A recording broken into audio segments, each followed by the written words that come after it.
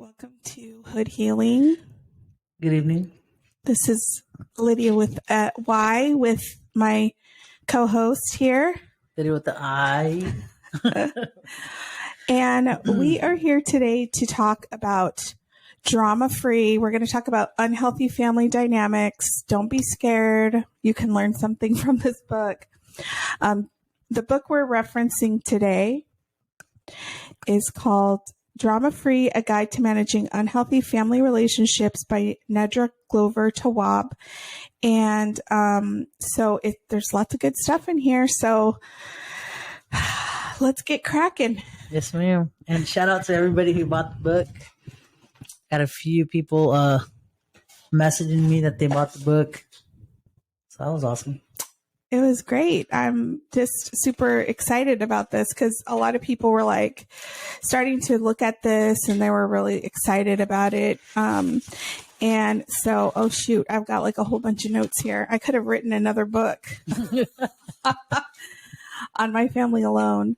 But I think this information is important because it's going to help people like realize what unhealthy like behaviors and dynamics are. And then hopefully they'll be able to like start to, get rid of those behaviors and start new behaviors that are healthy when they start their own families or if you have family. The thing is, I always say this, it's never too late, to get your shit together. Amen to that. So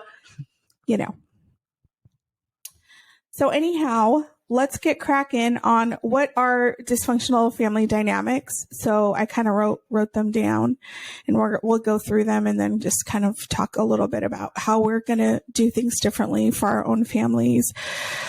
But, dysfunctional family dynamics is this idea, of like forgiving and forgetting, covering up problems, denying problems exist, pretending to be fine, not expressing emotions, using aggression or passive aggression. Anyways, we could do a whole episode on passive aggression, and then gaslighting. And a lot of people use that word. Like they're like, oh, so-and-so's gaslighting me. I'm like, girl, stop using that word because you're not using it right. Yeah. So we'll talk about that.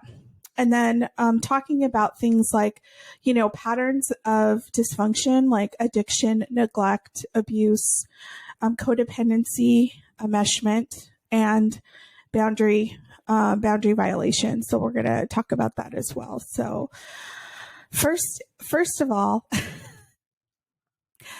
she talks a lot about how people, like once these sort of like unhealthy, like dysfunctional behaviors start to become like, someone is calling it out in the family, and why people are scared to do it. So she talks about that, family issues are a reflection of who you are. So a lot of times people will say things like, well, you're fucked up like your family, which I hate that because we're all individuals. We all have agency over our own behavior and we learn behaviors to survive. So that's one thing. Feeling embarrassed or ashamed. And then on the other end of it is if you're the family member who is starting to bring these things to light that are dysfunctional, then there becomes this dynamic of like getting upset and ostracizing that family member, which we have experience with on many levels. Yeah. So I guess we can start with, talking a little bit about this idea of when you start to realize that dysfunction has occurred in your family or is occurring, and what that feels like when your family starts to kind of, say like, hold up. Yeah. Don't bring this to our attention. I think Take this to the management. I think that's where I'm at right now. Like I'm finally speaking up, letting people know how they make me feel or, what they say. Let them know that whatever it is that they're saying hurts me. And I think they're not used to that. So now they're kind of like taking offense to it. Which really, it sucks. You know what I mean? Because I feel like I have to distance myself from a lot of my family Because when I say how I feel, or, what I think, it's like I'm the bad person. You know what I mean? And that really sucks. But I mean, I think me being distant with certain family members has helped me become a stronger person as well. And she talks a lot about that, like there is grief that happens when people have to make those kinds of choices. Like, you grieve the relationships that you wish you had with your family members, Yeah. that they are just not capable of, because they're just not. And I think it's hard because we want to have certain types of relationships with our family members. I think our society is always like family first, Yeah. especially in the Mexican culture. It's always like ride or die for your family. Yep. And the problem that happens with that mentality is, yes, it's great to form a tight bond with your family, but it does not allow people to do shitty things to you. And you just have to like look the other way just because, they're your family members. Yeah. Some of the abuse that, people that I care about have experienced from their family, I'd be like, would you let a stranger do that shit to you? Hell no. Yeah. Why are you allowing this person to time and time again keep doing these things, violating your boundaries, not listening to you, and gaslighting? I think gaslighting and passive aggression are two of the most, consistent things that we see in a lot of families. And I think we see passive aggression through social media. Like, people will post shit on purpose to hurt your feelings. They'll put stuff like, and it's like, if you got that much time on your damn hands, then you really need to get a life, because we're over here living life. We really don't give a fuck. And it's crazy to me, because let it be known that whatever I post, I mean, I'm going through my own shit. You know what I'm saying? Like, I'm not posting something because I hear that someone's hurting someone else. You know what I mean? Like, I'm posting this for myself. You know what I mean? And it sucks because you can't even express how you feel anymore without someone freaking, right after they see your post, they post something stupid, like trying to like throw shade at you. You know what I mean? But whatever.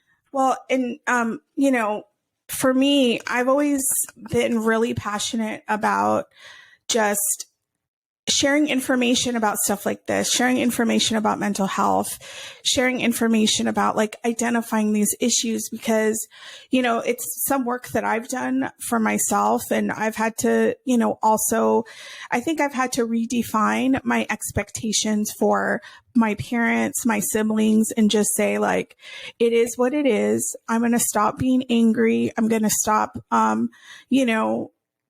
doing things to trigger everybody else, because to me, it's like, I can't control their behavior. I'm not going to change their mind and how they're going to live their lives.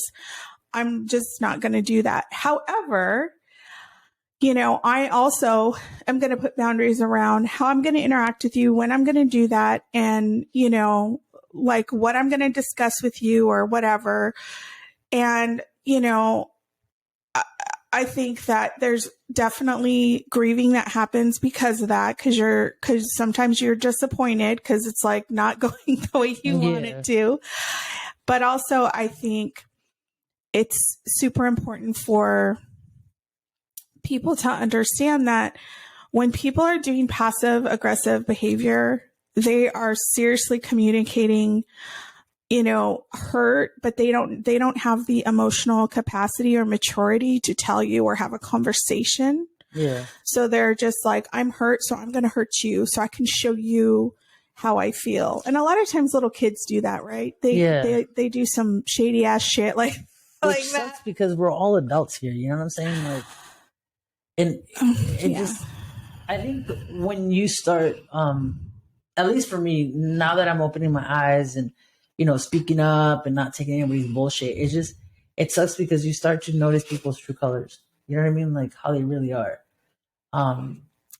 Yeah. I want you to kind of like reframe this as thinking about it as people have learned how to deal with the hard stuff in a certain way and they don't know another way. And it's it's hard not to take that personally or think like they don't love me or that they don't care about me. Yeah. Oh my gosh. But they don't know how to show you, they don't know how to love you the way that you need to be loved. Yeah. Do you know what I'm saying? Yeah. Well, I guess I was the first one to cry. It's kind of like farting when you first go out with somebody. Once you do it, it's like over. Yeah. So I guess we'll be crying more. But this is just hard because you think your family is supposed to love you. Yeah.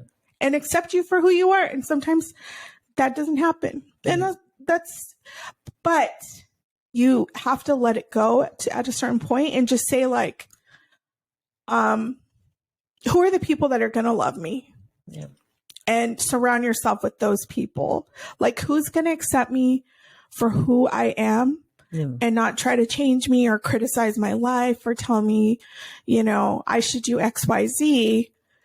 Who are the people that are actually just going to love me for who I am? Yeah. Why'd I sound like a Southern lady when I said that shit? Yeah. But it's true. Yeah, I was actually talking to a friend today, and I was just telling Susie about it when we were on the way home.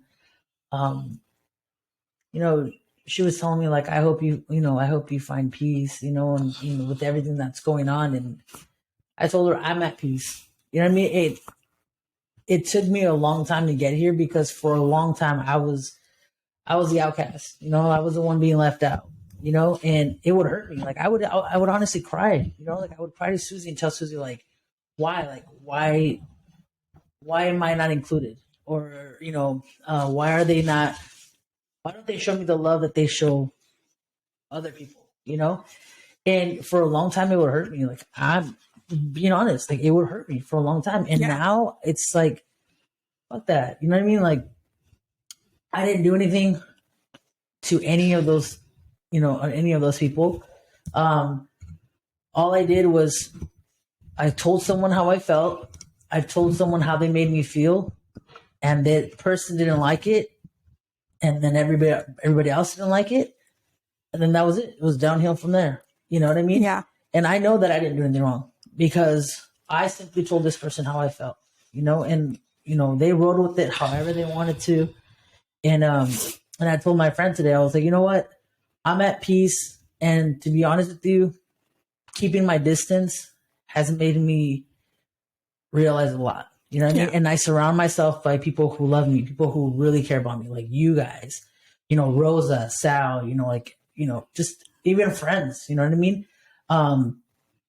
And it just, I don't know. It's just, I think it's part of healing, you know, like you said the other day, you know, distancing yourself and, you know, not being around people is like you're grieving, you know? And I think that it's getting easier for me to be okay not having those family members around. You know what I mean? But like you said, it's still gonna hurt. It still hurts. You know what I'm saying? But I don't care to see any of the shit that they post because I know they do it on purpose. You know, the little quotes that they put, like, I know they're shooting, they're throwing shade at me. You know what I'm saying?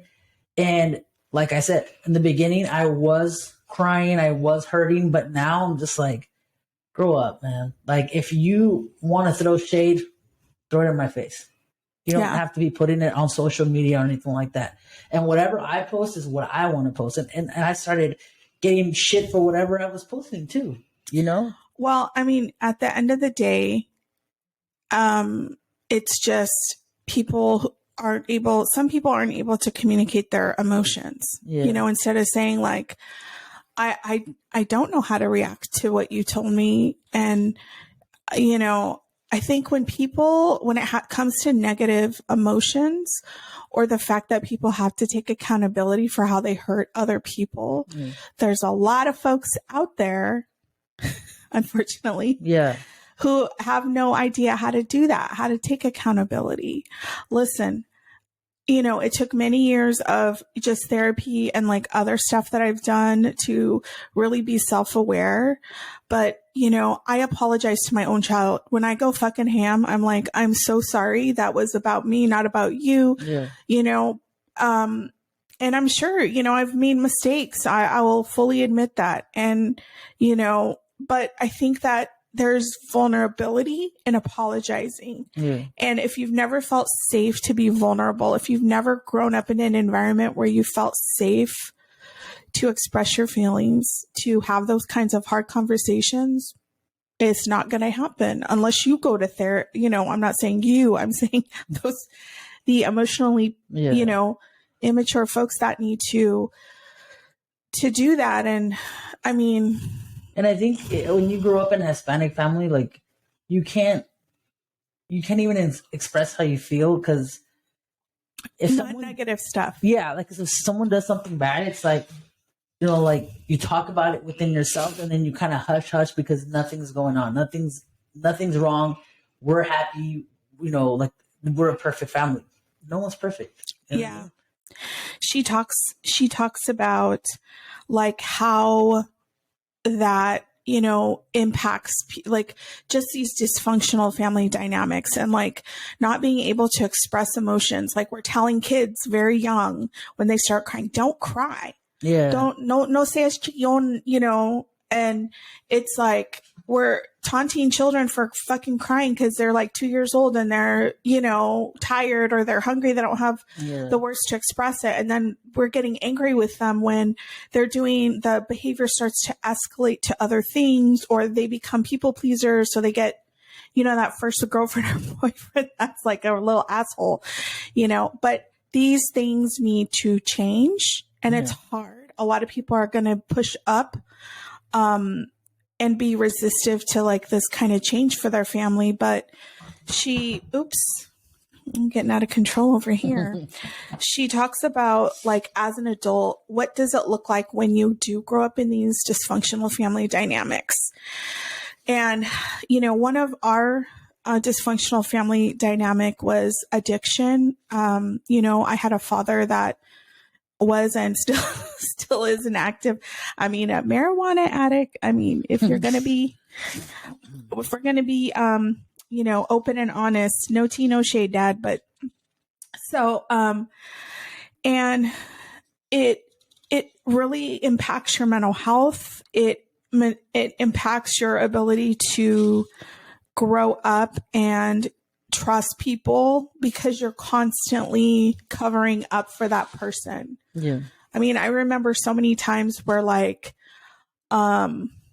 people like would be like, oh, we'd be lying on the phone. People would be calling for my dad, and he would be like passed out because he got high. And I would be like, oh, my mom would be like, tell them he's not here. And it's like, when you're asking kids to do that, to lie for their parents because you're covering up their addiction, like, that's not okay. And it also creates this dynamic of codependency.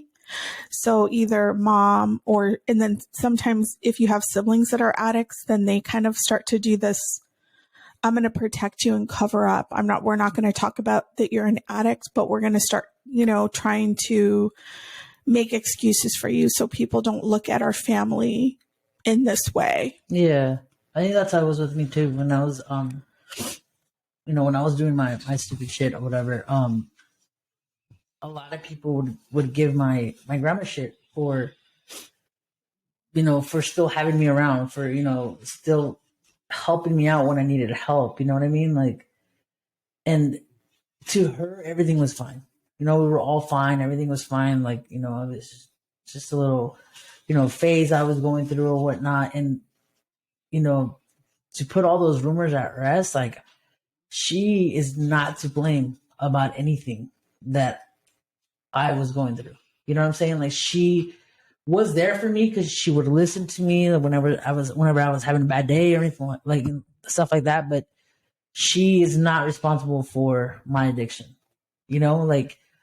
So because I often hear, even now, when talking to family members who are drunk, they try to be like, oh, well, your grandma had a lot to do with it. No, she did not. You know what I'm saying? Like, I did what I did because I wanted to. You know what I'm saying? From your trauma that someone else in the family inflicted on you, like, wasn't your grandma. She had nothing to do with it. And I even to this day, if we're drinking and hanging out, like, there's people that, will you know, if your grandma wouldn't have been there for you, like, This is bro, a Lita shade free.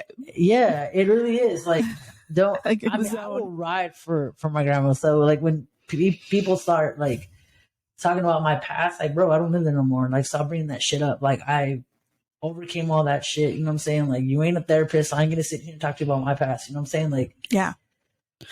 It's like, girl, I own a house and have a good ass job, so relax over there. But you know, I think one of the things that that I read in here that I bookmarked a couple of things, and I think emotional neglect and emotional abuse were two things that I noticed that I've probably experienced and someone very close to me has probably experienced. And it's like not being there when it matters. I think it's hard because when you have parents that have gone through trauma and they just are out of their bodies, like they truly are just not in the space to parent a child, because it's fucking hard. I mean, it's hard as hell. Then you see some of these things happening and you don't think this is a possibility. And it's like you feel these things, you feel a certain way about your family or your parents, and you're like, why do I feel that way? Especially when they put a roof over my head sometimes, or they've, you know, like they've done all these things for me to physically take care of me, but emotionally have they taken care of me? And I think these two sections especially were important for me in understanding, like, what am I doing for my own child? Like, how am I changing this for her? So like emotional neglect is not being there when it matters, expecting kids to be many versions of themselves. So like having parents who want to live their dreams out in their children because they weren't able to do certain things, dismissing emotions like, oh, you're not, like, you're not sad, you're not depressed. You're not sad, you're not depressed, even though, you know, I was like 13 writing the suicide note. Shit. I know. And it was like, you're too young to be depressed. It's all, lady, I'm over here trying to freaking write about ending my damn life. Like, yes, I am. Requiring children to take care of themselves with no support or supervision, which a lot of my mom was a stay-at-home mom for the most part. But I think if we were left with my dad, it was like all hell broke loose. Really? Like he was just not there. And when we talk about emotionally immature parents, he's definitely one type of those parents. And I think he's trying to make up for it now that I'm older. Because I feel like now he's getting older and he wants to have that connection. But when you experience these things, it can be very difficult to just put it to the side. Like, we have a great relationship on the surface, like a superficial, like we can talk about stuff and chat, but like, do I go to him if I'm having problems? Well, hell no, because I don't think he has the capacity to talk about that kind of stuff. Yeah. You know, I can probably go to my mom sometimes depending on what the issue is, but like for him, like he gets too overwhelmed. Not allowing children to show vulnerability. So that's that going back to like not letting kids cry, or if like, especially this fucking pisses me off to no end when someone has a little boy and the little boy's like having a tender moment. They're like, don't be and a lot of times they'll say the F word, like the derogatory word for a gay person, or they'll say like, oh, you're being gay. It's like, what the fuck? First of all, it's homophobic. Yeah. And second of all, y'all, the dads that say that shit, you need to go to fucking therapy. And your son's going to go to therapy if you don't knock that shit off. Yeah. Showing little or no interest in getting to know their children. I'm going to be the best parent. Bet that. Well, you know, now you know this stuff, or you're getting to know this stuff. Yeah. Right. So you can prepare yourself. So this in itself is just a huge gift. Yeah. So but like showing emotional distance, you know, lacking rules or structure, or parenting while distracted, which is just this idea that, you know, you're like on your phone, which I mean, I've totally done this, but you know, when you're supposed to be present with your child, you're like, I'm watching this or I'm doing this, Yeah. but all the time, not just like everybody needs a break, but but emotional abuse I'm going to point out a couple of things that I thought were really interesting. And one was the silent treatment. Mm. And it's like, a lot of people will not understand like why that is abusive, but it is because you're basically telling someone like, you don't exist to me. And if it's someone that you love, like that can really make you feel like shit. You know, when I would do something bad and my grandma would give me the silent treatment, that shit would kill me. You know what I mean? Like, and that was when I was little. So now as an adult, she doesn't give me the silent treatment because she loves me. But I mean, other people that should be there for me, you know, like should be reaching out to me and calling me and checking up on me. They don't. And I think that the silent treatment for a long time would hurt. And now I think I'm so used to that pain, you know what I mean? And that emptiness that I'm just kind of like, just another day. It's just another day, you know what I mean? And that's like so sad to me that you have gotten used to someone basically abusing you in that way. Yeah. You know? And it's also this idea that how could someone who loves you so much act as if you don't exist? Do they love me though? Do they? Well, I mean it, and I think that's like the hard part, because it's like, well, sometimes these folks just have had so much trauma themselves, yeah, that, you know, they're experiencing, it's almost like they're going into this place where they're living outside of their body, if that makes sense. Yeah. I mean, there's been times where I'm so overwhelmed, I'm like running around the house, and I like later on, I'm like, oh my gosh, I have a bruise on my leg because I'm literally outside of my body. I'm like, girl, where you at? But you know, I think the other part of this is, you know, making fun of people for expressing emotions. I remember being little, and I have always been a crier. I have always been somebody that's very sensitive. Y'all, I'm that person that watches like a movie and I'm like, like totally crying. But I have been told my whole life that there's something wrong with me for doing that. What the heck? What the hell? It's like, oh, you're always crying. Why are you always crying? Right. And I just think that's also a cultural thing. Yeah. You know? But I also think if you're not emotionally mature to like deal with that or talk through it with your child, because of course I had a child that was just like that. And I used to feel so frustrated. And I think it was because I felt like, well, what's wrong? And I felt helpless. And so I would just be like, get angry, because I feel like anger has been framed as like this strong emotion where it's like you can get angry but you can't get sad. Yeah, which is really fucked up. That's why we're reading this book now. And then gaslighting is fucking emotional abuse 101. Yeah. And we know someone who is a master at this and has done it to several of us, including myself. And it's kind of like this thing like, well, I've never done that. Yeah. And why do you think I would do that? And you're I don't know who said that. I didn't say it. And it's like, I literally heard those words come out of your mouth. Yeah, I was there. And then, and then you're kind of like, wait a minute, is this true? So you start to question your own reality. That was me. You're like, oh shit, wait, did that happen? I was like, did wait, I say that? Am I crazy? Yeah. Girl, you ain't crazy. They are. Just kidding. I don't like to use that word, but yeah. So that's definitely, you're trying to manipulate someone into thinking like that that what they think is wrong.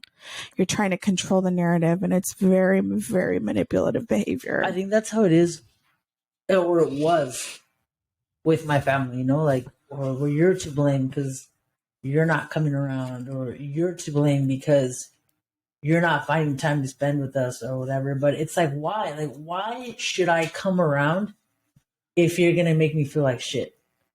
Why should I come around when I fucking feel like an outsider? You know what I'm saying? Like, and then when they would turn around and either message me or tell me, well, you this, you that, I would literally sit here at home and be like, maybe it is me. Like, maybe it is me. Maybe I am the reason. Maybe I'm not trying, but I was trying, because I would come around, I would call, I would text, like, you know what I'm saying? And it's like, I don't know, dude. Like, I'm smart now. I got my fucking, you know what I'm saying? Like, now it's like, you can't pull that shit on me. And I think that's what upsets my family. You know what I mean? Yeah. I mean, I think it's hard because, like, part of the emotional abuse that she outlines here is blaming others for your feelings. So it's sort of like, well, which there's a difference between telling someone how their actions have impacted you versus a parent or somebody that's saying, like, well, you make me feel sad because you don't, come around. So that's a little bit different. Yeah. So there is like this difference. And I think that these are, again, like, these are behaviors that have been learned from generation to generation. Yeah. So I think it's important just for everyone to understand that piece. And it's like, we are stopping it here. Like, that's why we do this. That's why we talk about this stuff, regardless of how people react to it, because there's going to be people who listen probably in secret to this, and they're like pissed off about it because we're talking about, our experiences, and their perception might be different. And it is what it is, right? And you know what's crazy is that you don't have to tell me that you're listening, but your actions tell me that you're listening. Girl, we see those social media. You know what I'm saying? Like, just kidding. Like, we blocked everybody, but no, it's but okay. You get what I'm saying? Like, you don't have to tell me, hey, you know what? I'm listening to your podcast, or I'm watching you on YouTube. Like, your actions say it all. Other people are telling us. Just joking. Yeah. But so what happens when this abuse occurs is we have, like, it results in these behaviors that we start to engage in because we're trying to survive this environment. And that's like fear of setting boundaries, feeling anxious, having mental health issues, searching for answers as to why, feeling lonely,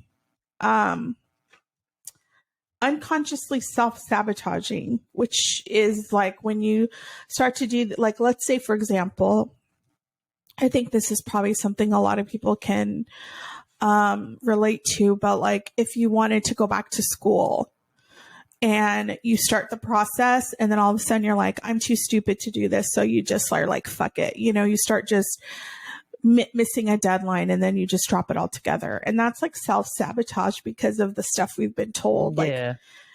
Like, like, we can't do it. Having issues forming secure attachments with people. So those people, Tom Sandoval, this is for you. I'm talking to you. Please heal your abusive past. Just kidding. I don't know. But, I think no tea, no shade. But like, especially those guys that just cannot commit to relationships, they're like looking for the next best thing.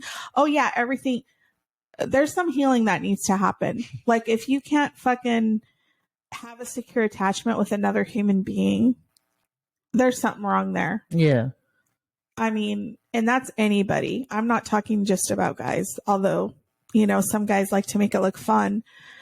It's like, there's something that has happened. So please stop fucking up with all these girls that have to go to therapy after going out with your asses. And then, what happens is then we end up repeating the cycle. Yeah. Unless we start to say, like, that's fucked up. We are not going to do that anymore. I remember, speaking of which, when I had my child, my mom was very critical of my parenting. And I just thought in my head, like, lady, Chill out. You taught me how to be this parent. So what are Yeah. you criticizing? I'm doing everything that you've done to me, which really sucks. Yeah. But then I realized that it's not healthy for me to do that. So I went back to therapy and then started to do a lot of this work. And there's a lot of guilt that you have when you're a parent. You realize, like, I did some fucked up shit to my child already. But thankfully, we got still some more years here. But I mean, too, it's like, it's never too late. Like, you don't just stop being a parent when your child turns 18.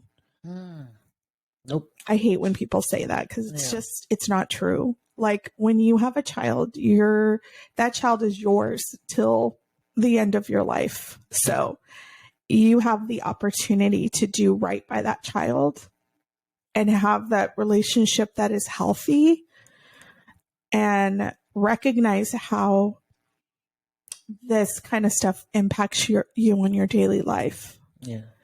Because it doesn't just impact you in your family or with your kids or your partner, but it also can impact you in the workplace. Because we work with some of those people. I'm like, y'all need to fucking cool your jets and regulate your ass, because you can't be fucking going off on people at work and cussing people out, because that is so unprofessional. Just kidding. But it's true, right? Yeah, it's true. I love everybody. Not really. But it's like, how do you get yourself in a healthy place where you can actually enjoy your life? You know what I mean? Yeah. You're getting there. I see Little by it. little. I think before, like I said, like, and I love my family. You know what I'm saying? Like, I don't hate anybody. I love my family to do, like, they're my world, but I love me too. I love me more. And I'm not going to sit around and allow my loved ones to continue to hurt me. You know what I mean? Which is why I'm making all these changes, which is why I'm, staying away, which is why I'm, distancing myself more and more, and this has nothing to do with anybody. I just rather be drama free. I rather be happy, have my partner happy. Not that my partner cared to be around my family, because she doesn't.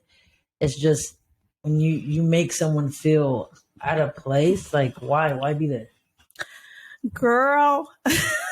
You know what I'm saying? Like, Yeah. But, and I'm also, like, I'm really looking forward to my first therapy session.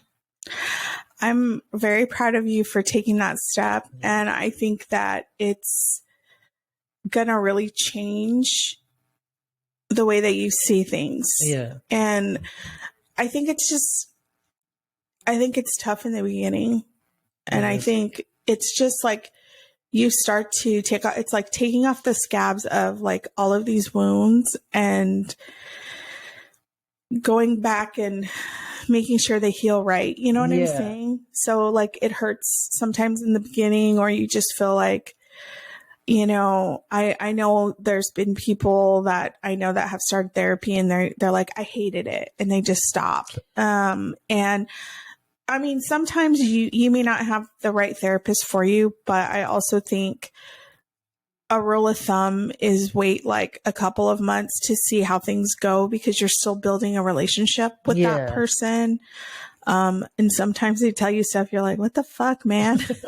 Fuck you, what the fuck? And then you're like, oh shit, I do that. And like, that's not okay. I remember my first therapist, she was like this like very tall Latina lesbian. And she was just like rough. She was like a rough, she was just like, had a very raspy voice. And I remember I went in there and I was like complaining, and I had this like awful roommate, and I was just like, like going in there, like venting. And she just was like, okay, stop. So, and I was talking about like something that had happened, and I was like kind of bitch to my old roommate, and then she was a bitch back, or I don't know. Do you still talk to her? She probably started it because, you know, she wasn't very nice. And she goes, all right, just ignore my question. Wait, what? Do you still talk to her or no? No, we're not friends at all. Like, we weren't even really friends. It was just like a desperate living situation. Dang. But anyways, so I was like, you know, complaining, and she was like, well, what makes it okay for you to do that and not her? And I was like, damn it, lady, just be on my side. But it did have, like, I was able to kind of like reflect and be like, fuck, I guess I, you know, it's like, I guess I am doing that. So that's probably not helping the dynamic. Anyways, it was, and then I was like, fuck this lady. I'm finding another one. I'm like, Blue Cross customer service line. But I stuck with her. And I feel like, you know, it ended up being like, I think, a good start for me to not feel embarrassed or ashamed of like going here and talking about things that, you know, I felt like maybe even the way you're treated. I think sometimes you can gaslight yourself and say like, well, you know, maybe I'm just not worthy of being treated in a nice way, you know? Yeah. And then you go to therapy and you're like, fuck that shit.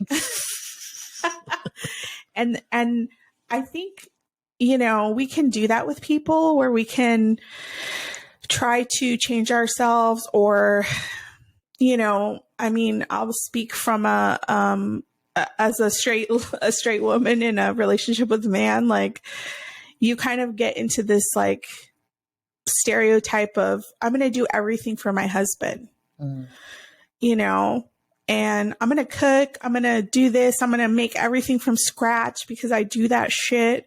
I'm going to kill it. I'm going to fucking do it because, you know, that's how I am. I'm very intense. Yeah. I'm a fucking intense person. And you know, I think that was when I was unhappiest. When you were doing everything? Yeah, because I was like, what the fuck? What's for me? Yeah. You know, what can I have for myself? And I was just doing it for everyone to look back at him and say like, wow, she's educated, which actually most of these people didn't give a fuck. But yes, I got a master's degree. I've got almost 2 master's degree over here. But to a traditional Mexican family, I guess they don't give a shit about education. But was my house clean? Was my child, you know, always looking together? Was my husband looking together? Was I looking together? Like, this bitch was at barbecue with 4-inch heels, you know, and I was so unhappy because it was like, what was for me? Yeah. You know, but I think that's part of that, you know, unhealthy dynamic of you do everything. It's like codependency. You do everything for everyone but yourself. It goes back to Latino families, you know, like you're raised to, you know, be there for I was for your man. I ain't got no man. I got a wife. For your partner. Yeah, for your partner. You know what I'm saying? Like, you have to cook for them. You have to clean for them. And it's like, it's not like that. It's, you know, you're a team. Yeah. You're working as a team. You're cooking together, you know, like you're cleaning together. Susie's probably like, motherfucker, you don't even get off the couch. No, but I do help her. I think we make a good team, and I think you and Frank mow the lawn. Yeah. Yeah. I mean, yeah, but I think the hard part was when I had to start to set boundaries. I could tell that he used to get upset. Like, he would get mad. Because that's how he grew up. You know and do it in a really passive aggressive way. Like, do the silent treatment. I'd be like, motherfucker, that's emotional abuse. Don't be doing that shit. And he'd be like, oh, I'm not doing anything. And I'm like, don't fucking gaslight me. What? Like, you're all throwing all these words at him. Like, he was all, you know, but I'm like, no, for reals. Like, you cannot do that shit. I'm like, that may be something you saw in your own family, but you are not going to pull that shit on me, motherfucker. Not today, motherfucker. Not today, bitch. Not today. Easy. Sorry. I got into a reenactment moment. But I do think it's like we both bring our dynamics to the relationship. Yeah. So we really had to be conscious of that and say like, listen, we have to do better. we cannot fucking relive this shit anymore, because I don't want to be in a marriage or have a family where we're doing shit to each other, like, you know, not respecting each other's emotions, not respecting each other's boundaries, not respecting, you know, each other as husband and wife, and not respecting each other, you know, as human beings. Like, that's not okay. So, you know, it's hard. We had to have a lot of discussions. There was a lot of therapy involved in that.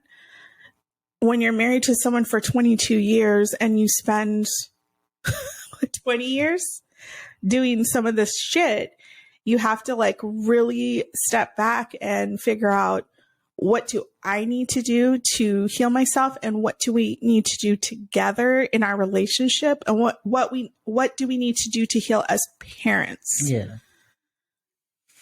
I think you have an advantage of doing this work before you become a parent. Yeah. Because your experience is going to be very different. Hell yeah, I ain't doing any of what I was brought up the scene. You know what I'm saying? Like none of that shit. Hell no. Well, you know, my baby ain't touching the floor. Oh Lord. Well, I mean, the other thing is that like there are things that we can take from our family and our childhood that were positive, right? Yeah. We can't forget about those things. Like, you know, if you lived in poverty, your parents taught you how to be a fucking hustler. Like, you weren't over here crying because you missed a Nordstrom sale. Yeah. That's sometimes I do, but you know, but my parents taught me to work hard, and they also both taught me to be, you know, helpful to other people, to just be one of those people that will step up for others. Yeah. And I can say for certain that my siblings and I, and even my parents do that. Like, my parents are just those people that they'll just pop up and do what they need to do to help somebody. Like, they just have those kinds of hearts. And you know, we have to take the good, but we have to leave the bad. Yeah. Like, I'm not even throwing shade at my parents. You know what I'm saying? Like, my mom was a stay-at-home mom, always had like our soup, you know, our sandwiches ready for us when we got home from school. Like, she was a great mom. You know what I'm saying? My dad, hard worker, always, you know, bought us whatever we wanted. You know, always, you know, we had the best shoes, best bikes. You know what I'm saying? Like, we had everything thanks to my pops. You know what I'm saying? So I'm not shading them at all when it comes to stuff like that. You know what I'm saying? Like, the good stuff. Like you said, you want to take the good stuff with you as well. They gave us a really good childhood. You know what I'm saying? And so did my grandparents. You know what I mean? Like I said on the last podcast, like, if it wasn't for my grandparents, I probably wouldn't even have gotten on an airplane until like I was an adult. You know what I'm saying? And besides what happened to me, you know, being abused by a family member, like, besides that, I can honestly say that I had the best childhood ever, you know, and that's what I'm going to do for my child too. Yeah. Yeah. And, you know, so it's like, we are just learning more and doing more. Yeah. Right. Yeah. So I think about like all of and I think one big factor in a lot of what we experience is just, you know, like having immigrant families that come here. Yeah. And like the trauma of immigrating to the United States, especially as Mexican people. Like, we can do a whole podcast on that shit, which we will. But, you know, but it's true. Like, if you have parents that are immigrants, I mean, my parents are first generations. My dad, I think, is considered second. But first generation parents who've had immigrant parents, it's like there's a whole layer to what you experience. Yeah. Like, there's a cultural difference coming here, but immigrating here for most people it's traumatic. It's like you come here and if you don't know the language, like trying to just survive, you're in survival mode for many, many years. And I think that can also be a dynamic in that, you know, that can add to, like, for example, you know, addiction and things like that. It's like, what happened to you that, you know, you're engaging in that behavior. And I think if we start to even look at our families and say, like, I wonder what's happening for you right now, or what happened to you before. I think about that all the time. You know, I think that can help you sort of like move through that grief part, and kind of accept, like, this is how they are. And I don't mean that in a way like to be rude or anything, but like, we have to just accept people we love as they are. Yeah. But that doesn't mean we have to accept their behavior. So there's a difference there, right? Yeah. Like, I love my family. I love my parents. I love my siblings. I'm going to accept them as they are. Amen. Am I going to spend every day with them? Probably not. And that's not, that doesn't mean I don't love or care about them, because I do. And trust me, my fucking family rolls up. They're ride or dies. If my child has something, they're right there in the front row. If my nephew has something, I'm there when I can be. And, you know, I'm there too for him. And, you know, like, when something happens where this is how we are with each other, is if something happens, it's challenging. Like, we're all up in each other's shit, like, after we get the call, you know, and that's just how we are. Like, we're just those people. But I think we've also, you know, can trigger each other. So we've had to learn how to, like, limit our time around each other, because we still haven't figured out how not to do that. which everyone is, I feel, working on that in their own way. And I think I'm very proud of my siblings, because we're recognizing that, like, this shit is not all right. We got to figure out how to stop this. Shout out to Lynette, the homie. Yeah. So it's tough, but it is tough when there's things that are occurring for your partner. Yeah. You know, there's dysfunction occurring within your partner's family dynamic that starts to seep into your partnership or your marriage. Yeah. That's why you gotta put a stop to it before the issues get worse. But too, I think, you know, for their sort of challenges they have in their own family, right? You know, how do you sort of support her, knowing what you know about how she supports you? How do I support her? I try to give her the best advice that I can. You know, I try to be there for her, hear her out. And just like she does to me, you know, like, she tells me when I'm wrong, and I tell her when she's wrong, whether she likes it or not. You know what I mean? Mm-hmm. But it's like, Susie's special. You know what I'm saying? Like, she's very special. Like, if she's wrong, she'll admit that she's wrong. You know what I'm saying? And right now, like, I mean, things aren't the way that she would want them to be. But, I mean, just being there for her. That's all I can do right now. You know, I can be there for her. I mean, I can tell her, you know, do this, do that, and she'll do it when she's ready. Yeah. You know what I'm saying? Like, it just sucks how things are, like, on both sides of the families. You know what I'm saying? But, you know, some people will say I'm siding with her because she's my wife, as far as whatever is going on. Yes, I am. Whatever's going on with her family. But, I mean, like I said, if she's wrong, she's wrong. And right now, I don't think she's done anything wrong. Yeah. You know, like every other family, like, everybody has their issues. And I can honest to God say that she is not wrong. What she's doing is the same as me. Yeah. She's so used to always being the peacemaker, or putting her pride aside to make things better, to unite her family. And for the first time, she's like, no, I'm doing me. I'm not wrong. I was right. You know what I did. I put my foot down, and other people don't like it, and then, oh well. You know what I mean? And I think that's like the enmeshment that they talk about in the book, is like, when you're so entrenched with each other, like, they take ride or die too. Yeah. Seriously.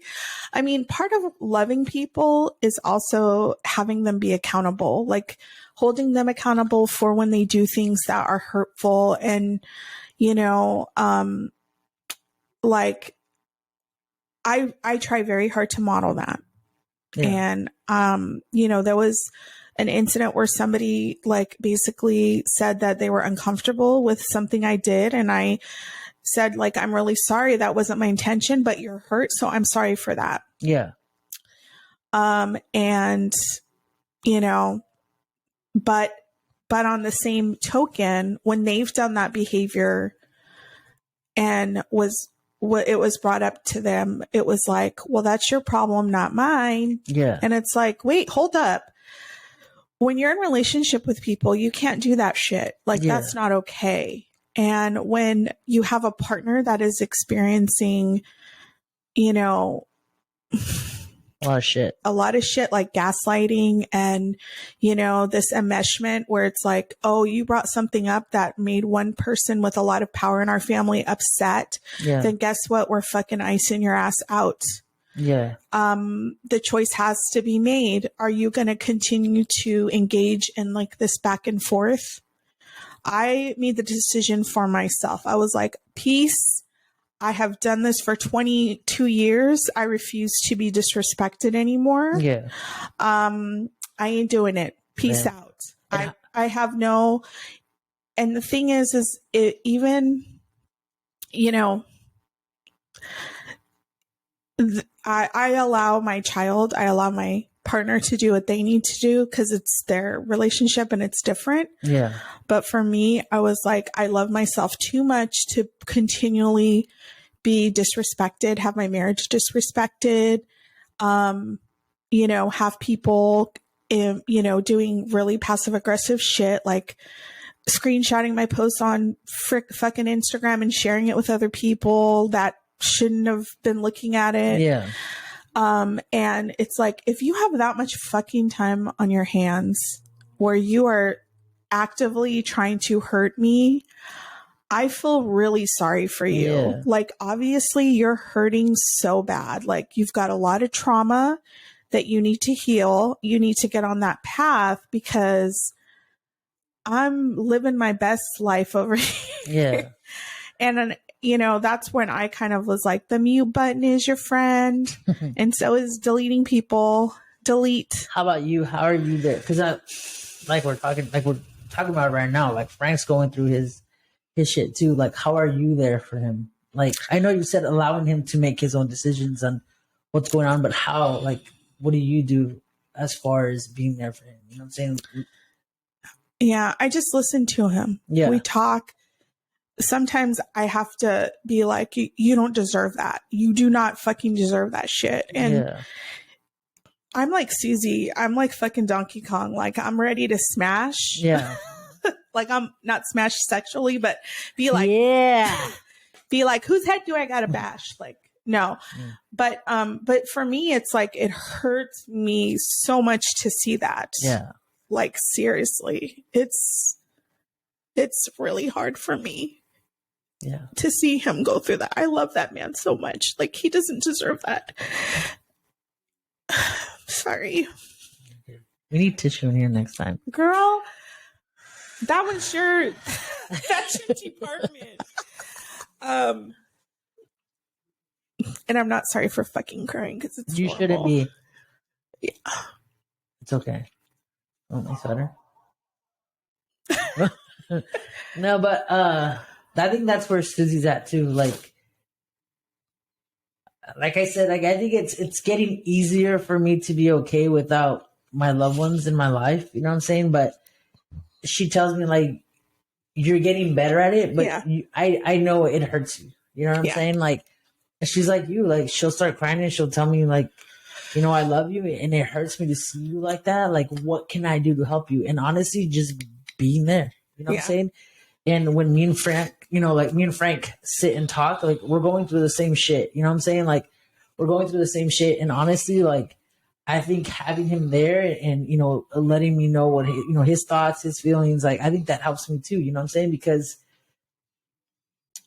hearing him out, and I think I've been going through it longer than he has, maybe because you guys were in San Jose. You know what I'm saying? So once you guys got here, that's when he started going through all this bullshit. But I've been going through it for a long time, you know? Yeah. So I think that's how we lean on each other. And like you said, like Susie will ride for me. She tells me like, I will fuck anybody up who fucking hurts you. And, you know, like she's like, I try to be there for you, but I feel like it's not enough. It's enough. You know what I'm saying? Like you listening to me, you telling me it's going to be okay is enough for me. You know what I mean? And you know, when me and Frank talk, like you being there for him, even though he doesn't say it, it means a lot to him. He don't say shit to me. But I mean, that's what I'm telling you. Like it means a lot to him. You being there for him. You know what I'm saying? Like, and also he's a guy. You know, like, and I know you always talk about it too. Like, guys should express how they feel. Guys should go to therapy and whatnot. And I just feel like he feels maybe that he's supposed to be strong, you know, the strong one in the relationship, you know what I mean? But he appreciates, you know, being there for him. And like I told him, like, it's hard. I think because it's so fresh to him, I told him it's hard. Like it's like you said, you're coping with loss because you no longer have these people, you know, coming around you and whatnot. So it gets easier in time, but just talking about it and crying, because I always tell him, like, bro, like, how the fuck do you not cry? Like, his eyes get watery, but he doesn't cry. And I told him, you know, sometimes you just gotta cry it out. You know what I'm saying? Like, you gotta let it out. But not to throw his shit out there, but he has. And ooh, like for me, I mean, I'm always crying. Like I feel like I've been through some of this with my own family, and I feel like we're in a good place now. Like I can, you know, we're in a better place. But I know it's hard because, you know, I think he has told, like, even said he doesn't feel hopeful. It's going to get better for him. And I think that's the thing that's like so devastating to hear, because for him, like, this relationship means so much. Yeah. But he'll never get apologies. He'll never get like changed behavior. And I'm like, are you willing to keep getting hurt?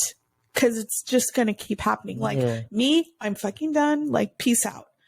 But I told him, honestly, I can say, like, all the years in the first year we were married, it was awful. It was horrible. I did cry a lot. And then after that, I was like, I really don't fucking care anymore. Yeah. And I really don't. And I told him it's easy for me to walk away because I've never had relationships with these people, like not a meaningful relationship. No one has ever attempted to like get to know me. No one has ever attempted to like have a relationship with me apart from being your wife that they have to tolerate. Yeah. So for me, it's easy to walk away and just say, I don't need to be around these folks. Like, you know, I wish no one bad, because to me, it's like, I hope life is good to you all, but I don't want to be a part of it. And, you know, it's just like, I'm just done. Like you know, at first I was kind of like pissed off, like, because I allowed people to treat me in a way that was just utterly disrespectful. Yeah. And then I was like, you know what? I'm not even going to give my energy for that. Yeah. Because to me, it's like, if you're giving your energy for anger, then that means you care. And I'm honestly like, whatever. And, you know, I've encouraged my own child, like, those are your relatives. You know, they have my child's number. They can reach out if they want to. They have not according to my child, which, and that's what sucks, like, big time. Like, and that's, like I said, me and Susie learn a lot from you guys, and that's something that I do not want to put my child through when God blesses with the child. Like, that is something that I do not want to put my child through. I don't want my child to feel what I feel, as far as feeling like an outcast. You know what I'm saying? Like, coming around and people not paying attention to my kid because it's my kid, or because it's Susie's kid. You know what I'm saying? Like, yeah, or whatever it is, that whatever issues we got going on, like, heck no. That's why I'm little by little learning to be okay without these people. I mean, Do I miss them? Yes. We have a good relationship. Like, we had a good relationship, you know, like we had good times, we had a good laughs, you know, like the times that we would hang out, like, you know what I'm saying? Like, we enjoyed it, you know what I mean? Like, but that feeling of feeling like an outcast or feeling like you don't fit in, I don't ever want my child to feel that way.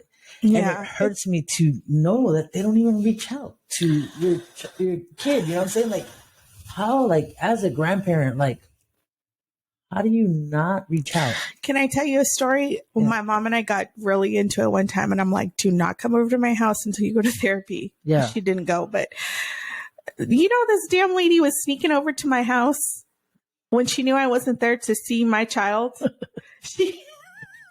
I believe it. I'm surprised she didn't try to kidnap her. Yeah. I mean, my mom rides or dies for my child. Like, you can tell. My mom that's her number one. Yeah. And a half. But you know, like, there's never, like, my child, like, Mom, I'm sorry to say this, but you know, I love Nana so much, you know, and I think for me, I feel like the relationship I wish that I had as a child, for, you know, she's having that relationship with my child, Yeah. which I love. I think that's just a wonderful thing.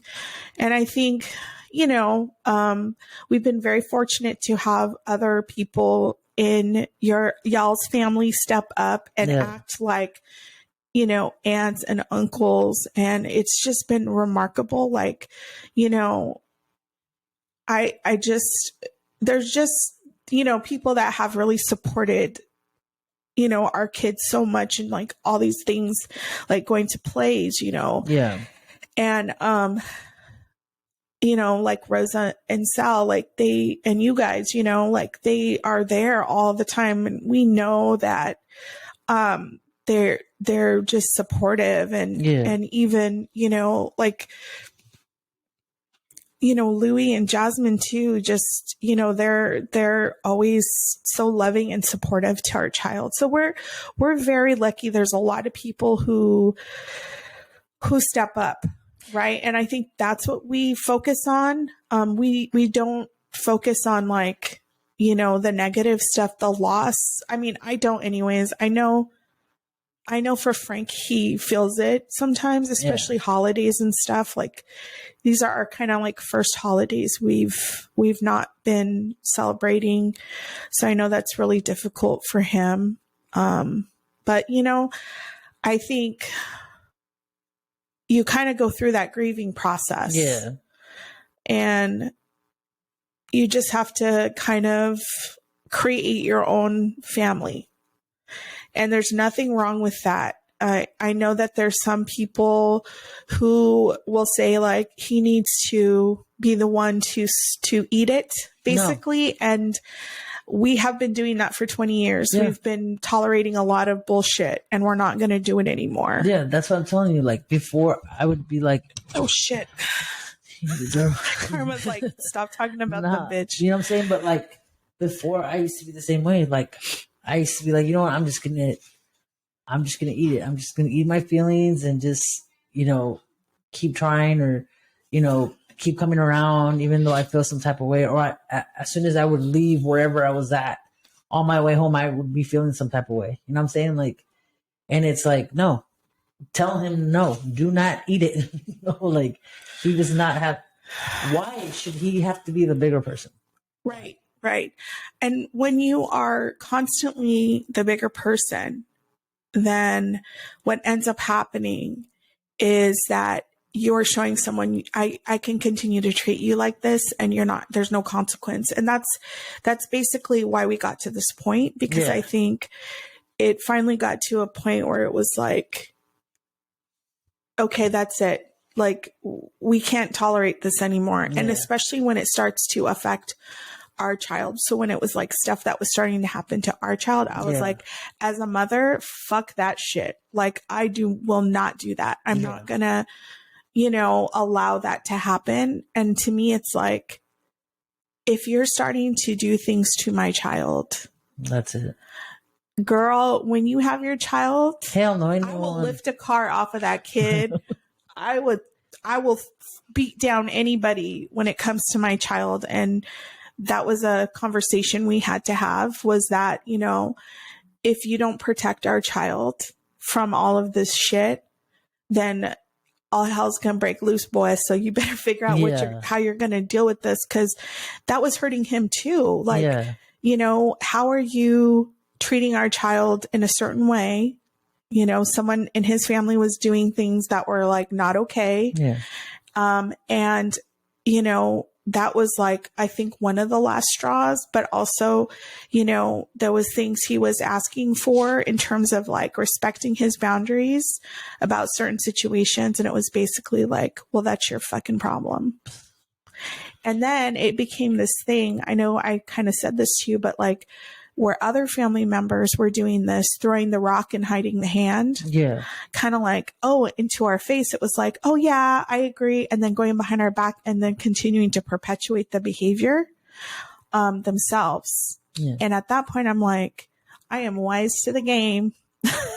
And that's not okay. And it's like, you know, they all have to figure out how they are gonna, you know, how they're going to be in relationship if that ever happens. And I hope for his sake that he's able to do that with them, because, you know, they have history, but, you know, and I think that's important for him, but, you know, I'm tapping out. I don't know. I'm good. I don't see anything getting better, to be honest with you. Well, she talks about troubleshooting relationships with siblings, and especially when there's a sibling who holds the power and the dynamic of the family, and that's what's happening. And so I think what is gonna have to happen is, you know, I think a parent is gonna have to step up at some point. Otherwise it's going to continue anyways, whatever.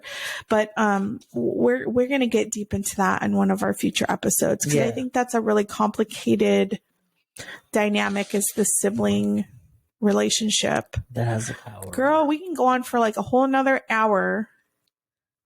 This is good. It is. There's a lot of stuff here to unpack. Yeah, there is. We have 2 giant suitcases, like the ones we bring home from Mexico, with like all the candies and all the purses and everything else. Yeah.